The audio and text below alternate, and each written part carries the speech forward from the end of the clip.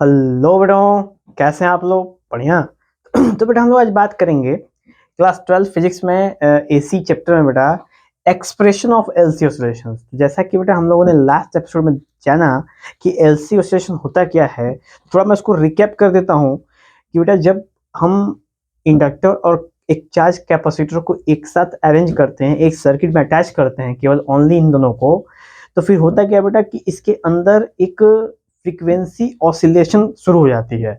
तो charge capacitor में से बेटा चार्जिंग कैपेसिटर डिस्चार्ज होने लगता है, जिसकी वजह से करंट फ्लो होगा और फिर वो इंडक्टर में पास होने की वजह से वहां पे मैग्नेटिक रेजोनेंस की प्रोडक्शन होती है। और बेटा ये प्रक्रिया कंटिन्यूसली चलती रहती है, जिसके अंदर से हमें frequency in the form of amplitude और हमें और भी एक्स्ट्रा फैक्टर्स के फॉर्म में निकल के आते हैं बेटा। ठीक है, तो आज बेटा हम लोग जानेंगे, ठीक है, कि इंडक्टर और कैपेसिटर के मौजूदगी में हमारे इस जिस जो फ्रीक्वेंसी एमिट होगा, जिस तरह का ऑसिलेशन होगा इसमें, जिसको कहते हैं बेटा एलसी ऑसिलेशन, ये ऑसिलेशंस की फ्रीक्वेंसी होगी कितनी। ठीक है बेटा, ये ऑसिलेशन की फ्रीक्वेंसी को हम लोग यहाँ पे बेटा एक्सप्रेस करने वाले हैं, डिराइव करने वाले हैं। ठीक है, तो हमारे सामने आपके सामने बेटा यहाँ पे मेंशन है कि यहाँ पे एक एलसी ऑसिलेशन आप देख सकते हो, सिंपल एक एलसी ऑसिलेशन जिसके अंदर कैपेसिटर जिसका चार्ज सी है वो चार्ज है और ये इंडक्टर है बेटा जो कि एल है, और इन्हीं दोनों कॉम्बिनेशन को हम एक्सप्रेशन ऑफ एलसी ऑसिलेशन बोलने वाले हैं। फर्दर क्या होगा बेटा कि जब शुरुआत में जब हम इसको कनेक्ट करेंगे तो ये जो चार्ज कैपेसिटर होगा बेटा, इसको कंडक्टिंग पाथ मिल जाएगा और वो धीरे धीरे कंडक्ट करते करते अपने अंदर से चार्ज को निकालना शुरू करेगा। और जब चार्ज निकलेगा बेटा, यानी चार्ज डिक्रीज होगा, तो क्या बनेगा? वो बनेगा करंट, क्योंकि हमें पता है कि flow of charge equal current. तो यहाँ से बेटा आता है हमारा, जैसा कि चार्ज डिक्रीज हो रहा है उसी वजह से यहाँ पे डायरेक्शन बताता है बेटा हमको कि I is equal to minus dq by dt, जो बताता है कि चार्ज डिक्रीजमेंट होने की वजह से यहाँ पे करंट का फ्लोइंग हो रही है। ठीक है, अब नेक्स्ट देखें बेटा कि जो ईएमएफ होगा, ठीक है, जो पोटेंशियल होगा हमारा इस इंडक्टर के अक्रॉस, वो कितना होगा? तो हम देख सकते हैं बेटा वो है E is equal to minus L D I by D T. अब जैसा कि बेटा आपको पता है कि ये फेराडे ने बताया था, ये बात फेराडे और लेंज दोनों ने मिलकर इस पे चर्चा करी थी। तो ये ईएमडब्ल्यू के अंदर बेटा इसको ईएमडब्ल्यू में भी इसकी चर्चा है, प्लस ईएमआई यानी इलेक्ट्रोमैग्नेटिक इंडक्शंस, ये इनके बेसिक प्रिंसिपल में से एक है। ठीक है, तो नेक्स्ट बेटा जब हमने ईएमएफ पता चल गया उस इंडक्टर का, तो फिर पोटेंशियल डिफरेंस अक्रॉस कैपेसिटर, तो भाई इसके अक्रॉस पोटेंशियल पता चल गया हमको कितना, वो है minus L D I by D T. और फिर पोटेंशियल अक्रॉस कैपेसिटर कितना होगा बेटा? तो वो होगा हमारा Q अपॉन C, जो यहाँ पे आप देख सकते हैं बेटा। ठीक है, अब जब जैसा कि एक सर्किट का फॉर्मेशन हो रखा है यहाँ पे, तो हम वो चीज देखेंगे बेटा क्या, कि हम देखेंगे कि यहाँ पे एक सर्किट फॉर्मेशन हो रहा है जिसमें हम लगाएंगे बेटा किर्चॉफ्स का वोल्टेज लॉ। क्या लगाएंगे? किर्चॉफ्स वोल्टेज लॉ यानी केवीएल। तो फिर हमें पता चले बेटा इन दोनों का जो सम अप होगा वो होगा टोटल सम 0।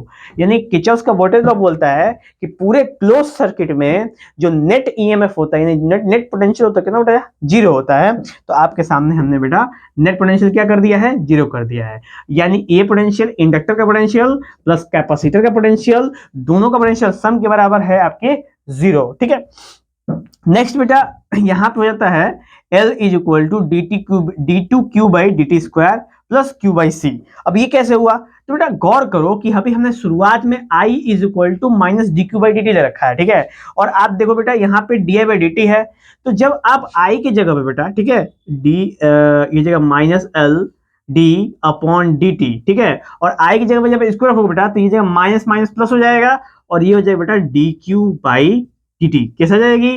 फिर फर्दर लिख सकते हैं बेटा L d2q upon D T square. D T 2 है और d अपॉन डी क्यू करना है बेटा, यानी कि हमें डिफरेंशिएशन का भी डिफरेंशिएट करना है, इसको बोलते हैं सेकेंड ऑर्डर डेरिवेटिव। क्या बोलते हैं बेटा इसको बोलते हैं लोग सेकेंड ऑर्डर डेरिवेटिव। तो ये मिलता है L D two cube upon D T square. तो यहाँ पे जब हम प्लेस करेंगे बेटा होता है L D two cube D T square plus Q by C is equal to 0, यहाँ पे निकल के आ जाता है। ओके, फिर नेक्स्ट लाइन में बेटा हम क्या करेंगे कि हम L से डिवाइड कर देंगे। ठीक है, तो L से करेंगे तो यहाँ पे L हट जाएगा, यहाँ पे Q अपॉन एल सी हो जाएगी बेटा। तो Q is equal to 1 upon L C, यहाँ पे सिंग आ गया है, इज इक्वल टू 0, क्योंकि भाई 0 को किसी भी नंबर से डिवाइड करोगे तो हमको 0 ही वहां से निकल के आने वाला है। ठीक है, नेक्स्ट देखते हैं बेटा हम लोग तो यहाँ पे है कि अभी ये लाइन जो है तो 1/LC, तो देखो बेटा यहाँ पे एक रिलेशन हमने पहले भी एंगुलर फ्रीक्वेंसी की चर्चा करी है कि omega naught equal to 1/√LC।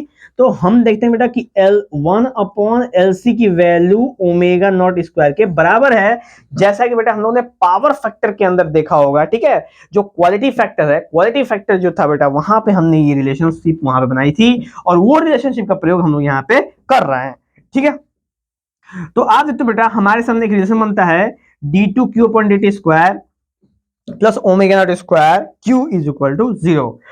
और ये रिलेशन बेटा हमें लीनियर डिफरेंशियल इक्वेशन के सेकेंड ऑर्डर की तरह दिखता है। ठीक है, अब लीनियर डिफरेंशियल इक्वेशन क्या होता है, तो जैसा कि बेटा हम लोग क्लास 12th में ये फिजिक्स पढ़ रहे हैं, तो जो बच्चे मैथमेटिक्स डिपार्टमेंट में होंगे उन्हें मालूम होगा कि एक डिफरेंशियल इक्वेशन नाम की एक चैप्टर है मैथ्स में जो एनसीईआरटी के सेकेंड बुक में आती है बेटा। ठीक है, इसके अंदर हम जो इक्वेशंस होते हैं जो कि डेरिवेट्स हैं, यानी कि डिफरेंशिएशंस की जो इक्वेशंस हैं, चाहे फर्स्ट ऑर्डर के हों या फिर सेकेंड ऑर्डर के हों, इन दोनों ऑर्डर्स के कॉम्बिनेशंस को, कंपोजिशंस को कैसे लोग सॉल्व करते हैं बेटा, वो हम लोग लीनियर डिफरेंशियल इक्वेशन की बात करते हैं, जिसमें लीनियर होता है, होमोजीनियस होता है और आपका लीनियर सेपरेबल होता है। ठीक है बेटा, वेरिएबल सेपरेबल होता है। तो ये सारी चीजें हम लीनियर डिफरेंशियल इक्वेशन जब हम लोग पढ़ेंगे बेटा मैथमेटिक्स डिपार्टमेंट में, तो वहां पर हम दिखा सकते हैं, या तो फिर आप बुक का आप बेटा कॉन्टेक्स्ट में आप बुक देख सकते हो, वहां पे आपको लीनियर डिफरेंशियल इक्वेशन मिल जाएगा। ठीक है, नेक्स्ट चर्चा करेंगे बेटा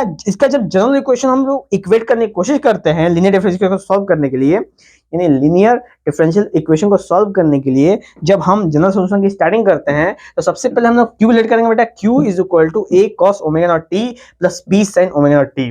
अब जैसा कि बता दें बेटा कि क्यू की वैल्यू ऐसी कुछ होती नहीं है स्पेशली, लेकिन जब हम लीनियर इक्वेशन को सॉल्व करते हैं, ठीक है बेटा, लीनियर इक्वेशन सॉल्व करते हैं जनरल वे से, तो हमें इस तरह के वेरिएबल्स का प्रयोग करना होता है ताकि हम इनको बहुत ही इजीली सॉल्व कर सकें। ठीक है, ये बेटा डिफरेंशियल इक्वेशन का पार्ट है। तो अगर थोड़ी सी समझने में प्रॉब्लम है तो सबसे पहले डिफरेंशियल इक्वेशन सॉल्व करेंगे, तब जाके इस वाले एपिसोड्स को देखेंगे तो आपको बिल्कुल बेटा क्लियर हो जाएगा। ठीक है, अब नेक्स्ट है बेटा q is equal to a cos omega t plus b sin omega t। हमने यहाँ पे मेंशन कर दी a और b के फॉर्म में, a और b कांस्टेंट है। प्लस बेटा देखेंगे हम q की वैल्यू q नॉट के बराबर तब होगी जब t इज इक्वल टू 0 होगा, यानी कि जब टाइम हम 0 की बात करेंगे तो उस समय जो हमारा चार्ज है वो चार्ज यानी चार्ज नॉट के टेस्ट के बराबर हम कह सकते हैं बेटा। ठीक है, अब q नॉट की वैल्यू क्या है, तो q नॉट की वैल्यू बेटा a cos 0 plus b sin 0, यानी कि टाइम पीरियड 0 होगा बेटा तो चार्ज एंगुलर फ्रीक्वेंसी कितनी होगी, 0 होगी। जब एंगुलर फ्रीक्वेंसी 0 होगी, t इक्वल टू 0 है, तो एंगुलर फ्रीक्वेंसी भाई एंगुलर फ्रीक्वेंसी जो t, यानी यहाँ पे गौर करो बेटा, यहाँ पे ओमेगा नॉट t है, यहाँ पे ओमेगा t है, तो t का जब 0 आप पुट करोगे तो तुरंत a cos 0 जाएगा प्लस b sin 0 यहाँ पे निकल के आ जाएगा बेटा। अब sin 0 की वैल्यू कितनी होती है, 0 होती है, और cos 0 की वैल्यू बेटा 1। ठीक है, तो उस केस में आप देख सकते हो बेटा यहाँ पे इसका काम हो जाएगा खत्म, और cos 0 की वैल्यू हो जाएगी बेटा आपकी 1, तो a is equal to q naught निकल के हमारे सामने आ जाएगा। अब हम इसको पकड़ के रखेंगे बेटा क्योंकि इसकी आवश्यकता पड़ेगी। नेक्स्ट हम क्या करते हैं कि जो हमने बेटा ये वाला इक्वेशन ले रखा है ना ऊपर, वहां पे हम लोग dq/dt कर देते हैं। ठीक है बेटा, dq/dt, और dq/dt क्या लेट करके देगा हमको, dq/dt बेटा हमको i का फॉर्म बना के देगा। अब इसे हम लोग सॉल्व करते हैं, तो dq/dt करो बेटा तो ये हो जाएगा a cos ओमेगा t का आप बेटा cos का होता है बेटा माइनस साइन, तो माइनस साइन ओमेगा t, और ओमेगा नॉट टी का बेटा ओमेगा नॉट हो जाएगा, और ए का ए वैसे ही बाहर आ जाएगा। उसी तरीके से B sine omega naught T का हो जाएगा बेटा B omega naught cos omega naught T. ठीक है, ये निकल के आ जाएगा।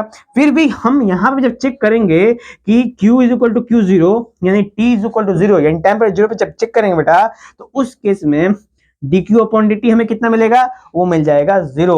यानी जब dq/dt 0 मिल गया बेटा तो हम इसको यहाँ पे प्लेस कर देंगे इस इक्वेशन में, और हम देखेंगे कि b की वैल्यू क्या मिल रही है, b की वैल्यू हमको 0 मिल रही है। तो बेटा हमने यहाँ पे दो वेरिएबल्स की वैल्यू निकालने की कोशिश करी है। एक हमारे पास a की वैल्यू है जो कि q नॉट है, दूसरी b की वैल्यू है जो 0 है, और फिर हमने पता चलता बेटा कि q की value q not cos omega naught t हम यहाँ पे रख सकते हैं। क्यों भाई, a की वैल्यू और b की वैल्यू हम इस इक्वेशन में क्या करते हैं बेटा, रिप्लेस कर देंगे। तो गौर करो कि जब हम यहाँ पे प्लेस करेंगे बेटा तो एक ही जगह पे क्यू नॉट हो जाएगा और ये जगह कॉस ओमेगा टी और बेटा बी की जो जीरो और जीरो इंटू समथिंग जीरो काम खत्म, तो हमें मिलेगा बेटा Q is equal to Q naught cos omega T यहाँ पे निकल के सामने आ गया है। ठीक है, तो फिर बेटा हमारे पास क्यू मिल गया है और हमारे पास फॉर्मूला है I is equal to minus d q by D t. जब हम प्लेस करते हैं तो हमें मिलेगा बेटा omega is equal to omega naught q naught sine omega naught t, यानी कॉस ओमेगा नॉट का होता है बेटा माइनस साइन ओमेगा नॉट और माइनस पहले से तो माइनस माइनस हो जाएगा प्लस और हमारे पास ये रिलेशन निकल के आ जाता है omega naught q naught sine omega naught T. और बेटा ये हमें बताता है कि सिंपल हार्मोनिक मोशन, यानी कि जब हम इंडक्टर और कैपेसिटर को एक संग अटैच करते हैं तो एक तरह का बेटा एक हार्मोनिक ऑसिलेशंस निकल के आते हैं जिसकी फ्रीक्वेंसी फिक्स है, जिसकी फ्रीक्वेंसी हमें बताती है कि पूरा का पूरा सिस्टम सिंपल हार्मोनिक चल रहा है, यानी एसएचएम के फॉर्म में चल रहा है, जो कि है बेटा आपकी क्लास 11 का टॉपिक। लेकिन हम यहाँ बात करेंगे कि इसका जो आपका बेटा ऑसिलेशन है ये बिल्कुल आपके बेटा अनडैम्प्ड ऑसिलेशन के फॉर्म में यहाँ पे शो करने को मिल रहा है, अगर एक्स्ट्रा कुछ भी लॉस ना हो, यानी कंजर्वेशन ऑफ एनर्जी की अगर बात करें हम लोग तो यहाँ पे बेटा हमको अनडैम्प्ड ऑसिलेशन देखने को मिल रहा है। इसलिए बेटा ये एसएचएम और ये एसएचएम कहां पे लागू हो रहा है बेटा, तो ये इंडक्टर्स के प्लेट्स पे ही लागू हो रहा है। सिंपल हार्मोनिक मोशन उसी की वजह से यहाँ पे एग्जिस्ट कर रहा है। ठीक है, नेक्स्ट बात करते हैं बेटा हम लोग कि जैसा कि हमने देखा कि ओमेगा नॉट की वैल्यू 1/√LC है, जो कि हम लोग बेटा क्वालिटी फैक्टर में देख चुके थे। और हमें जब यहाँ पे फ्रीक्वेंसी निकालते हैं बेटा तो फ्रीक्वेंसी की होती है frequency is equal to omega naught upon 2 और हमें पता है बेटा omega naught 2 is equal to 1/2 LC और ये बेटा यहाँ पे हमें फ्रीक्वेंसी की वैल्यू निकल के पूरी तरह कंप्लीट हो जाती है और हम कह सकते हैं कि the frequency of oscillation is 1/2 LC, the required frequency and expression of LC oscillation हमको निकल के बेटा यहाँ पे मिलता है। तो ये था जो बेटा टॉपिक ना थोड़ा सा कॉम्प्लिकेटेड तो कह सकते हैं हम लोग, थोड़ा सा पजली टाइप था, लेकिन बहुत ज्यादा कोई टेंशन वाली बात है नहीं बेटा। ठीक है, इसमें कुछ बहुत हाथी घोड़ा नहीं है, बहुत सिंपल सा है। अगर आप सिंपली सोचोगे तो ये चीजें बहुत ही इजीली अवेलेबल हो जाएगी, ऑब्जर्व हो जाएगी। और कोई प्रॉब्लम बेटा तो कमेंट बॉक्स और हम आपके साथ हमेशा मिलेंगे बेटा नेक्स्ट एपिसोड में इसके कंजर्वेशन को लेके। ठीक है, यानी कि इसकी एनर्जी बात करेंगे, कंजर्वेशन ऑफ एनर्जी, यानी एलसी ऑसिलेशन बेटा कितनी एनर्जी कंजर्व होती है, हम उसके एक्सप्रेशन को इसके नेक्स्ट एपिसोड में देखने की कोशिश करेंगे बेटा। चलते हैं, जय हिंद।